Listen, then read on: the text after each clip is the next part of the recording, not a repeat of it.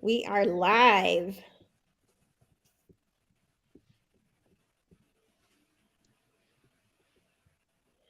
All right. Hello, everyone. We are live. We are coming to talk to you today about our book, Me Too, But Never Again. My name is Hannah Olivas. I'm from She Rises Studios, and I'm actually going to pass it over to Frances today, and she is going to kick this off. Hi, everyone. Hi, Hannah. Thank you so much for that. And thank you to the other ladies that are joining us. So I'm calling in from Australia. And the topic that I've chosen today is self-value. And this was something that I really not only just valued, but was really quite close to me, because when I wrote this book, it was really about being accepted about writing the book. And especially because I've actually just started seeing somebody. So it was kind of like, I just kind of hit them with the book and I just said, look, I'm writing this chapter and it just covers all these details and I don't know how you're going to take it. And I was really grateful that they were actually accepting of everything that was in there, because there was a lot that I had experienced growing up as a only child. It was just like I didn't have that kind of support just because my parents were not interracial, but like from different generations. So they were born in the 50s and 60s, which are just a very, very different time to now. And sometimes they weren't very approachable in certain things. So I felt like that kind of just devalued how I was as a person.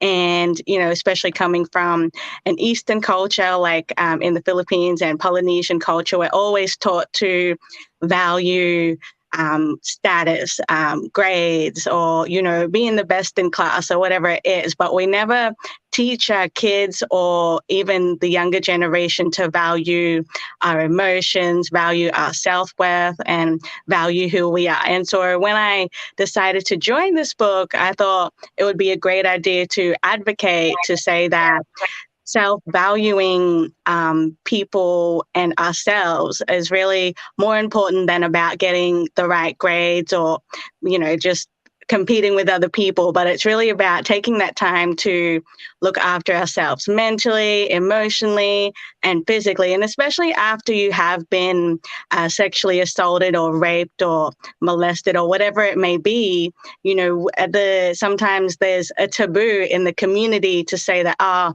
this person, whether it's a man or a woman, has been touched, so we shouldn't include them in whatever it may be. But in fact, that's not the case, because it's not their fault, and it's not, you know, as a victim, it's not our fault as well. But it's also really about saying that there's actually nothing wrong with you, and that you're important, and that you matter. So yes, thank you. And I am going to pass this over to Rachel.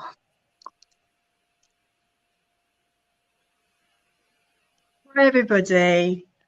It's so good to see you all and be here and be part of this wonderful book. But, you know, the topic is discussed. And it's so easy to feel like you're alone when you go through it because, you know, it's not a subject like you were saying, Frances. It's not a subject that it's put to one side, buried under the carpet. And to have that discussion about you know, that it happened, and to stand and be the voice for other women and other men as well, because it's not just women that do it. So it's a really powerful thing to be able to have that voice, because definitely I didn't have that voice when it was happening to me. Nobody believed me, and so I really felt so isolated.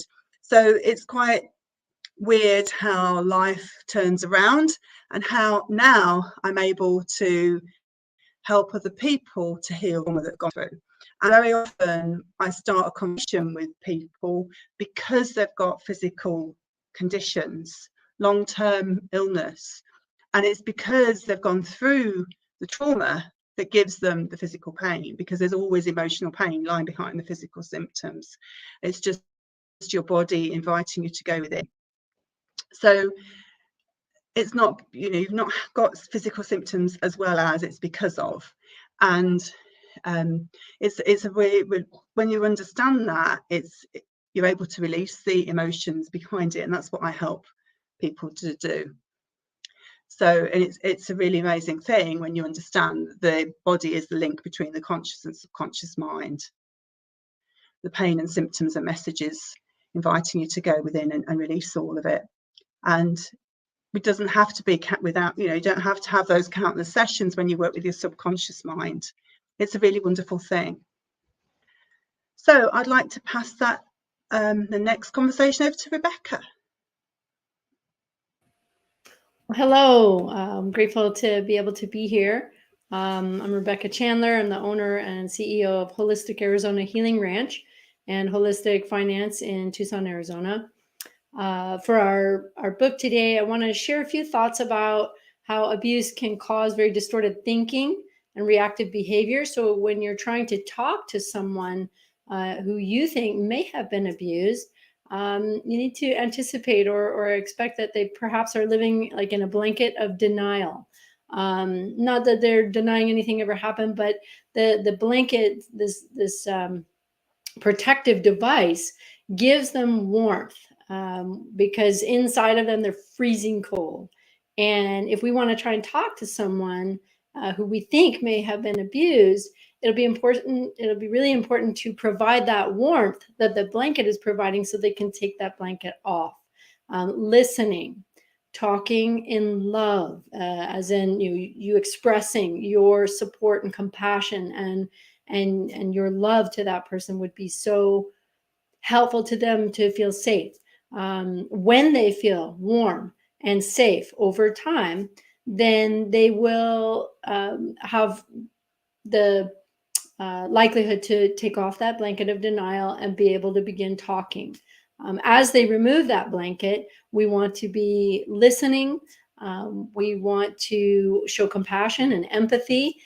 Definitely resist the urge to lecture or judge. I know for me, as I have begun talking more and more about my experiences, the things that have not helped are people who would like facts, people who would like to know details. That's not very helpful at all. That was very spotlighting on me, and that made me definitely want to run away and not talk about this. But the most helpful people I've talked to, they've listened. Sometimes they'll ask questions, but their questions generally are more like, how would you like me to help you? Or would you like me to help you? Would you like some support or some assistance? Those are things that help me, again, like take off that blanket of denial, take off the protective device, because I feel warm enough in that conversation with that person. I don't need it, so I can be more open. One of the things that's helped me a lot too is actually just being as honest as possible. I'm not trying to cover my own maybe feelings of shame or my own feelings of fear, and just letting what needs to be said be said. I pray a lot. I pray about what to say and when, and that helps me definitely feel a lot more comfortable about sharing. The second thing I would say, and I'll wrap this up pretty quick, is try to acknowledge and validate their feelings. Like if you'd had a broken bone and you didn't get it set, it would not heal properly. Imagine most people who've been abused probably never got that bone set properly, so they haven't healed properly. So acknowledging and validating their feelings helps them recognize, that they still feel broken inside, and you want to be there to recognize and help them come to healing properly. So that's what I have to say about trying to talk with somebody about abuse. And let's see, Madison, are you? Hi guys, thank you for that.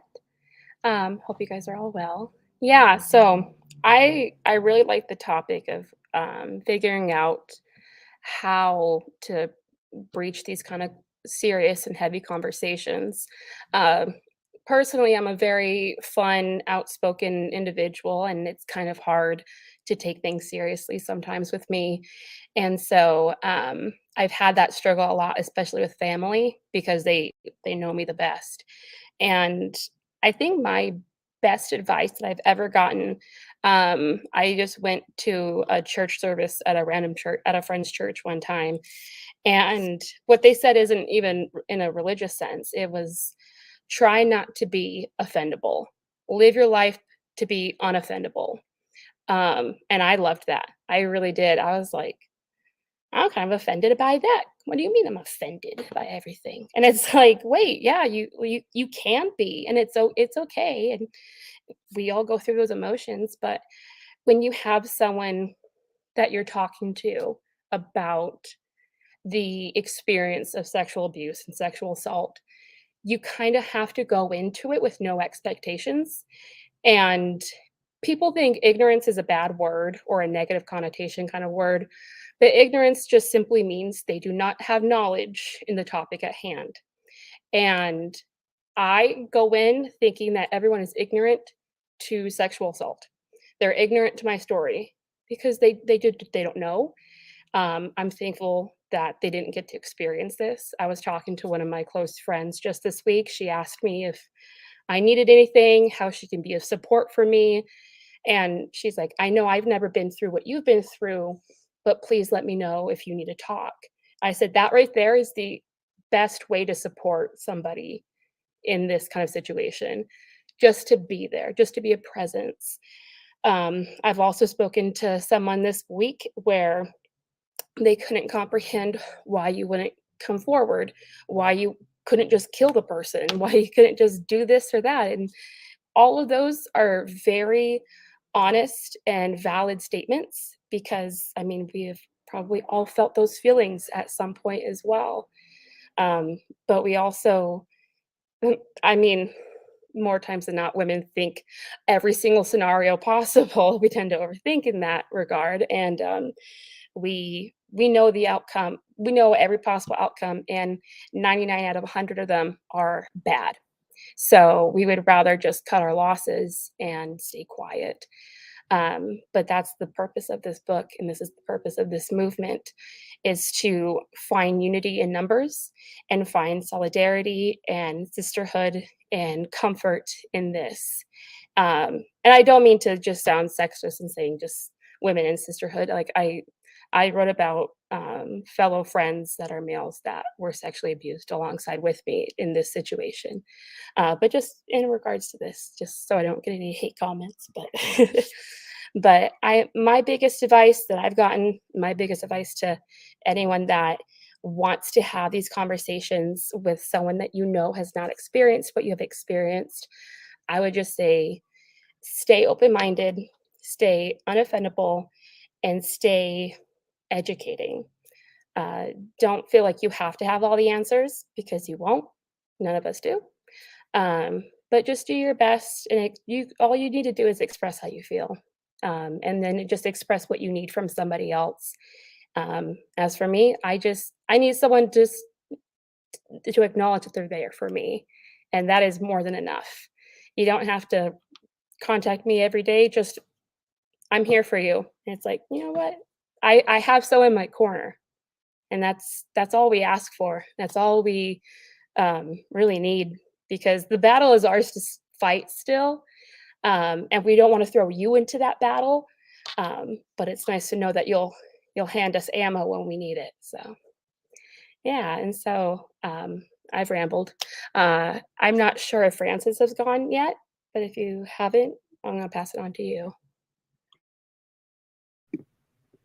I was gonna say we'll pass it to Adriana next. You know, we all have a hard time having the conversation with ourselves, let alone having the conversation or the you know, the bravery to open your mouth and say, someone touched me inappropriately. Or if you're the person trying to conduct the conversation to your child or someone you know and love, asking them how, you know, how do you start that conversation?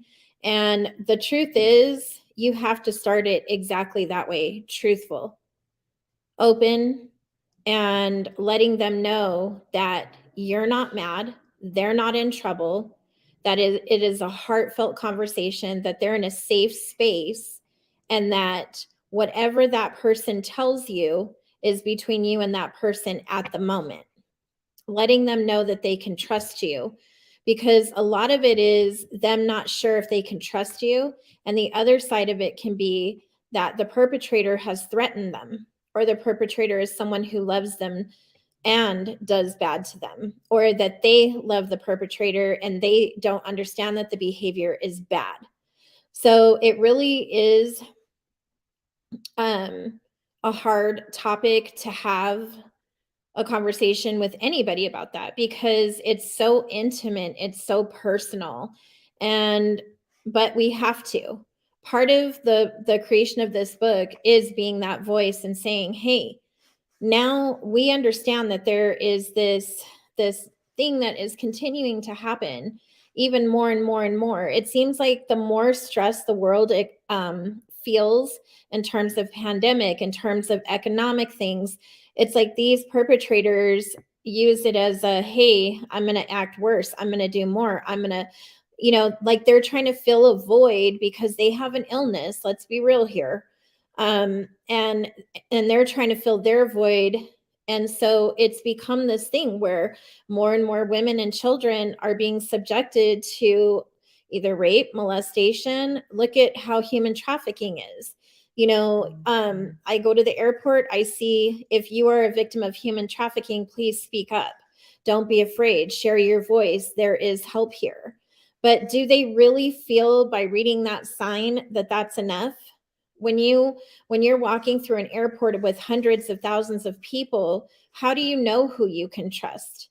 So I'm hoping that when we're having these uncomfortable conversations, we're letting people know that we need more advocacy centers. We need stricter punishments for the perpetrators.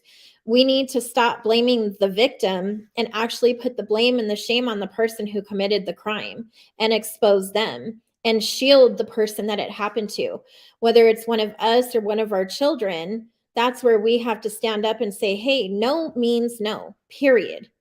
And if it was forced and they couldn't do anything to stop it, then we have to help them and teach them how to protect themselves. Like there's so many intricate parts to this topic, and it is such a sensitive topic, and so many people all eyes are on us right now for opening this door for so many reasons. So having that personal conversation with someone that you may feel, if you feel something is off, there are signs. It's whether or not we're educated enough to recognize them. And if we're not, that's part of our responsibility. We have to teach others what to look for. What different behaviors do children or women portray that have had that happen to them, or that it's continuing to happen?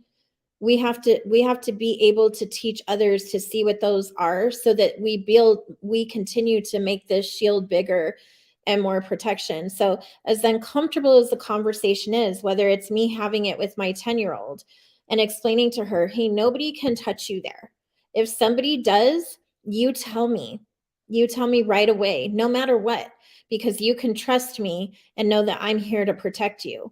If it's my grandson who has speech issues, how do you deal with a child who can't communicate? You have to pay attention to the signs as their mother, as their father, as their protector, as their aunt, as their uncle, to really see if a child is being, violated. They show signs. They will show you. If they can't tell you, they can show you. So it's a matter of education and really understanding what they are. And then you have that uncomfortable conversation. But the rawness and the transparency and the truth and making that person feel safe is the first step. I would never say to someone, has someone touched you there? If they have, we're going to call the police. They're not going to say two more words after that. They're going to freeze. Fight, flight, or freeze. One of the three is going to happen. So we have to really start having these conversations openly and allowing the people that we're talking to know that they can trust us, that we are an advocate, we are on their side, we've experienced it. So with that said, that was going to be my little nugget for the night. I'm going to pass it over to Adriana and then Isabel. Hi, everyone. So I was going to talk about how to have the conversations, and I think I was coming at in a different perspective. So I thought we were going to be prepping, like, as an example, if we're talking to someone in a friend group or something that maybe they didn't know what we've been through, or a family member that we haven't had this conversation with, because sometimes only our immediate family knows, and maybe not our extended family, or someone we're no longer close to. But we've decided and we've have enough strength in ourselves at this point to be more open and start talking about it more openly. So what does that look like for someone who's ready to come forth in a trusted circle that should feel trusted, but maybe you're still afraid? One of the first things I was going to say is knowing what your intention is by telling that person. So everyone is trying to communicate for a different reason, right? Whether they want to be heard, maybe they want to feel safe in that person's presence. Like, if they find out, would they not like me anymore? Would they not trust me? Like, there's always these doubts that come into our head when something like this comes up, because you truly don't know what to expect from someone else who's never been around a situation like this, or maybe they just didn't expect that it happened to you and they're kind of shocked. I know that when I came out to my family and to some of my friends, they gave me the look of shock because they just had no expression and they didn't know what to say, and there was silence. And it's scary when you have that silence right there. Your brain goes a million miles an hour of, okay, what are they thinking? Are they upset? Are they just as nervous as I am? Are they going to judge me? Or what are they thinking? What are they saying? What are they feeling in their mind? So I would say the first thing is to understand, go in with an open mind. If you're coming to someone with that conversation of, okay, what are you truly trying to achieve within this conversation? Set the boundaries ahead and say, I'm looking to express myself in a vulnerable sense. I want you to know I'm bringing something heavy to the conversation today. If you're not in the right mental space, we can do this another day and time, because maybe they're not in a good place to receive that message either. So we have to be mindful of other people's boundaries. So just, setting that space and that time to have that conversation in a comfortable way for you and the other person, because it's equally as hard for them to hear, especially if they're not expecting it. So it can be a lot. So when you set those boundaries in the beginning of that conversation, then you want to step into, understanding. I'm going to flip the side now. Now you're on the other side. You're the person listening to this being told to you. So what we want to be able to have in this open conversation is knowing that you're going to be able to listen, acknowledge, and support.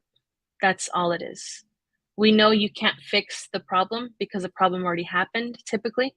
And if it is still happening and we decide that we want to come to you for help, we will express it, first of all, because at this point in the stage, if it's still happening and we're coming to you, it's because we want help, honestly, for the most part. It's like we're nervous, we're scared, and we need to know that we can trust you. So acknowledging and being support. So there's really a multitude of sides of things within these kinds of conversations, and knowing that as much as you never expect to have this conversation, we never expect to have it either, because we're scared. Truthfully, like it's a scary conversation. So ultimately is defining your boundaries within yourself. When you're ready to come forth, letting that other person know what they can help with. If you even want that help, what does that help look like? And know that as much as you may want that help, maybe that person can't give it to you, and that's okay, because they're not in the right mindset to help.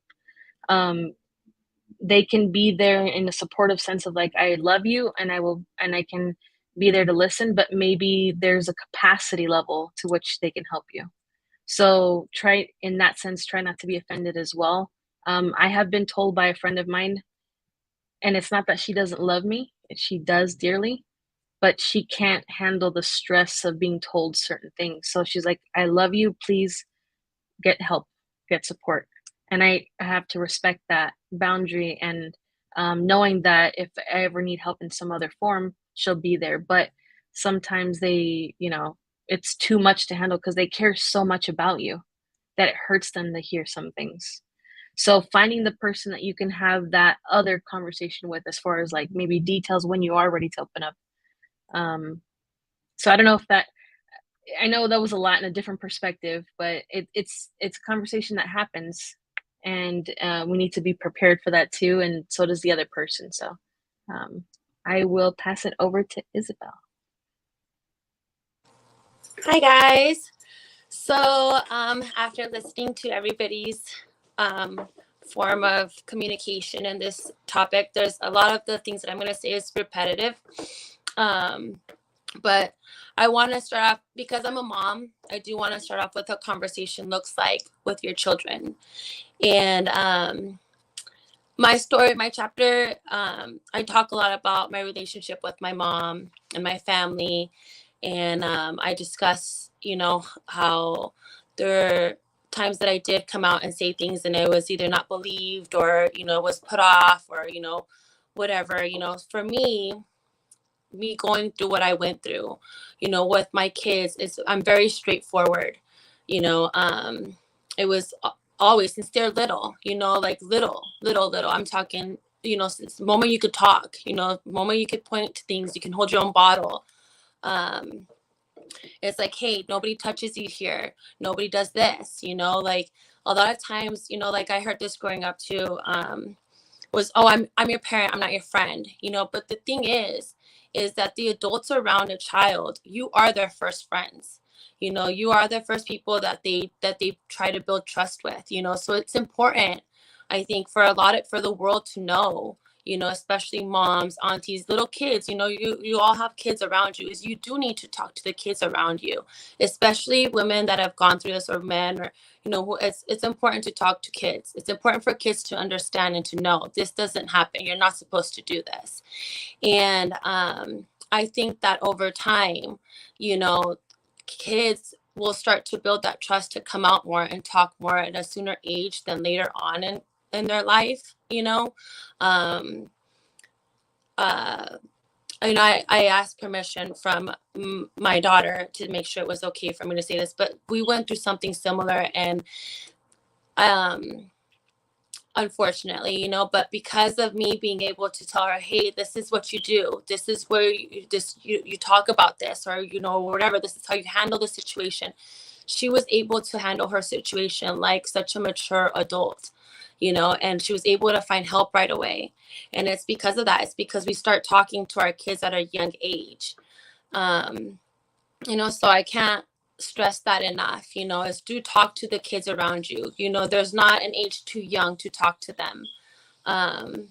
Build that trust with them, let them know that you're that safe place that they can come and they can talk to. And I feel like, things will, they'll be said sooner than later, and then also talking in the sense of, there were friends that I reached out to and tried to talk to, but they couldn't help me. They've never been through that. They didn't really know how to take it. And it was me coming and talking about it, not saying, hey, come help me, come save me. It was like, I need to talk about what's happening. Like trying to find a safe place to discuss what's going on in my mind, in my heart. And they were the same thing, shocked, like, oh my God, but the important thing was, and the best support that I could have gotten was, I'm just here to listen. How can I help you? And it was like, I just need you to listen, like, I don't need you to save me. I just need somebody to just listen, to just hear me. And then by me being listened to, by me being heard, I'm able to process these feelings, what I want to happen next, or if, or whatever, so, if you're that friend, that just be a listener, just be a good listener, and and just respect that person's boundaries, you know, like, where do you want, how can I help you with this? What can I do for you? You know, if that means just me just listening, then I'm just here to just listen. You know, do you want to find help to move on to the next step? You know, talking to the, okay, then we'll do that. Let me help you. You know, and if you can't, then that's like, you know, like I was said earlier, then it's okay to say that too, you know. But I think that's just the biggest things is just having an open mind and being a good listener and understanding where those boundaries are, you know, and as a friend listening in, you know, as a parent, as an auntie, as anything, I definitely think that that we do need to talk about this more with our children. You know, it helps. You know, it helps. And if maybe, you know, it's not happening to your kids, but your kids will know how to talk to other kids that reach out to them. You know, so that's it for me. Thank you. Nicole. Well, I'm going to tag team right on Isabel because that's what I was going to talk in depth about because, and I really who I'm speaking to today is the moms that, or the, the moms or the aunts or the nieces or, you know, any woman that maybe this hasn't happened to and isn't fully educated themselves in, you know, the warning signs or, you know, facial expressions or cues that kids may give or can show. Because I think it's easy. I don't want to say easy, but I think for us, like for myself, I'll just speak for myself as a mom that has experienced child sexual abuse. I know the warning signs. I know, you know, I'm a little bit more educated maybe compared to someone that hasn't gone through it yet. So, or has experienced it. And it's really important to, no matter if you've gone through these horrific traumatic events or not, I think it's really important that you do educate yourself and you do learn the warning signs and be able to prepare yourself for having the hard conversations or even just having the conversations in general. And like Isabel was saying, starting when they're young, it's so important. My daughter, she's 17 now, but last year she was sexually assaulted at work when she was 16. So from the conversations that her and I have had and have walked through scenarios or situations, or, you know, this is your body, this is what's not allowed, this is not okay, and keep having those conversations as she's grown up, that when it did happen, she immediately went and said something and spoke her truth in her voice and made her voice heard and spoke up right away and said something. And I think it's really, you know, for someone that's experienced things, traumatic events like that, and to hear, you know, that happening to your 16-year-old, I mean, yeah, I think it was a good idea that he wasn't there when I showed up. But it's really important, like what Isabel was saying, to have the conversations when you're young, start young. And if you haven't experienced anything, don't have the mindset of, well, it's not going to happen to me, or it's not going to happen to them, or it's not going to, you know, it's not going to happen. You never know, because unfortunately, 1 of 3 women experience it. It's happened to. So don't live in denial that it's not going to happen, or believe that it won't. It could, to you or to your daughter or to your niece or to your grandchild or whoever, girl or male, because it happens to both male and female. So just educate yourself, prepare yourself, prep yourself, have the conversations. If you're already having the conversations with your kids about sex, you know, I think it's a really important conversation to talk about this just as much. And have that education provided and given, and create that space, that safe environment to know that they can trust you and that they can come to you. And I think with the conversations that I've had with my kids is I'm not perfect. I don't know everything and I don't have all the answers, but you can trust me to come to me and I will figure out and find the answers if I don't know them. And I think really just opening that just having the space and the environment created for that, I think is huge. So, Isabel, yay. I mean, our kids are our future, right? Our grandkids are our futures, our nieces, our nephews, they're the future generations. And if it's not just me too, it's but never again, it starts with us. It starts here. It starts with having the understanding that it may or may not happen. And it's important that you at least educate yourself enough to know at least the warning signs and the visibilities of things, and have some support numbers on hand. I think that's just as important as having a mental health crisis hotline in your phone or around you, for any time that someone may need that or comes to you with any situation. I think having a sexual assault hotline, rape hotline, I think that's just as important, and it should be looked at as just as important as that. So.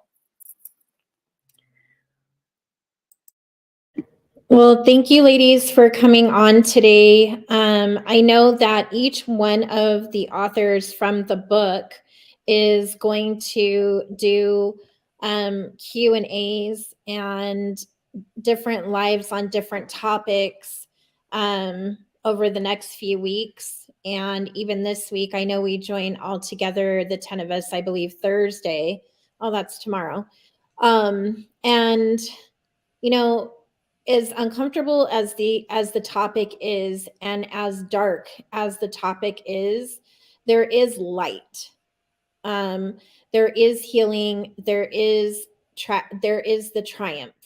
And each one of us who has written in this book has shown that even though it happened to me, I'm still living a life.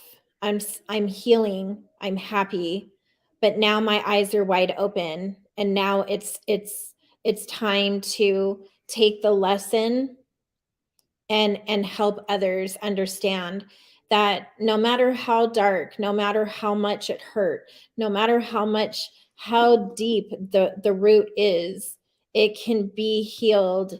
The root can be plucked and new things can be planted, and you can flourish, you can blossom.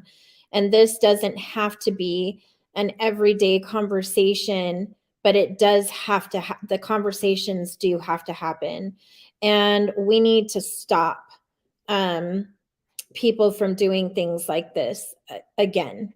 And how that happens is by doing these panel discussions, by bringing these women on who have really, truth be told, opened their most intimate journey to the world.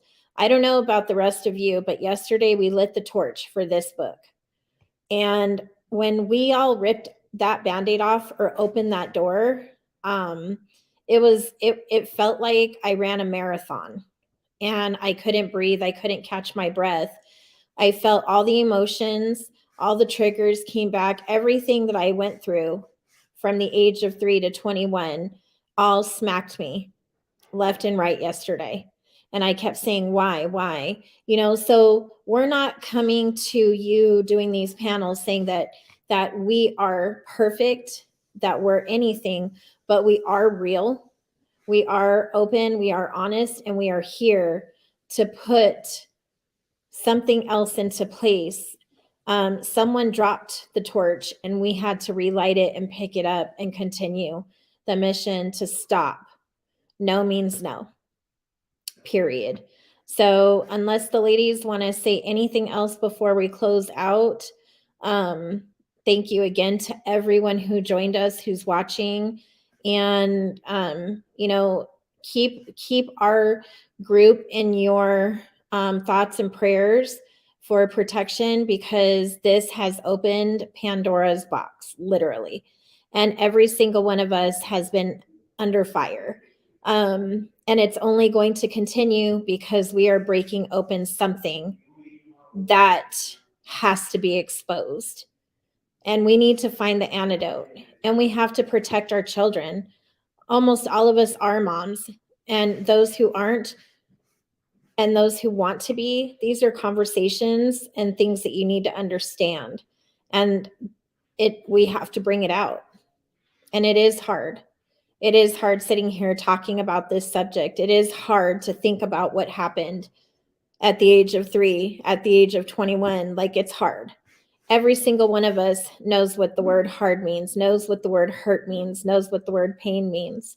So when you are reaching out, asking questions, do it with grace, do it with kindness, and do it with an open mind so that we can help you understand this journey and help you and educate you so that you can protect your loved ones.